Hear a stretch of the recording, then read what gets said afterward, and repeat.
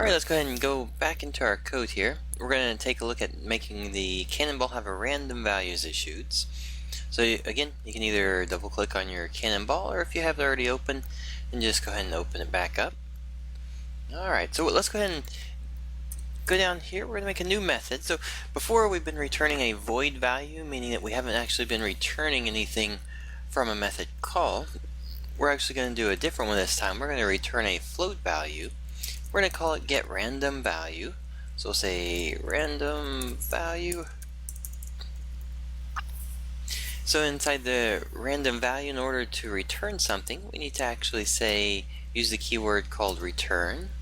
And we're going to put in a random, say random range, and this is just going to be a unity type that we can use, and we'll put in our this is going to be our min force and our max force. So it's going to need two variables, a minimum and a maximum value. So we'll say min force, and we'll say a max force. And with this, every time we call it, we'll get a random range between 400 and 700.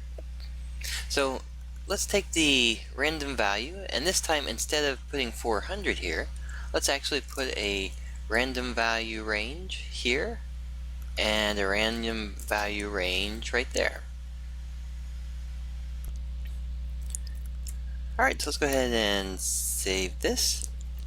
So now that we have our random range values being placed into there based on the return value of the range right here, inside of Unity, what we want to do is just check real quick. So we're going to push play. And when it shoots off, notice it shoots high and far out there. Let's go ahead and stop and then push play again. Now we get a higher hit, and then it hits a little bit less. So it's just going to be a constant. Every time the thing runs, every time the turret starts to shoot, it's going to start shooting it at a different type.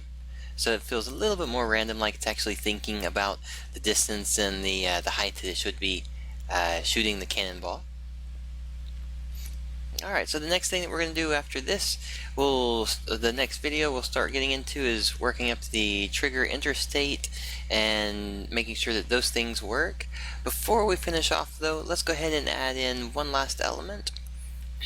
And we're just going to add in, just like we've done before, we'll add in our audio piece. So we'll say get component. And we're going to grab our audio source, and with this one we'll just do like we've done before. We'll do our play one shot, and we're going to say audio shoot. There we go. So now we have our audio, we have our speed or relative force being applied to the object, so that now when we shoot it,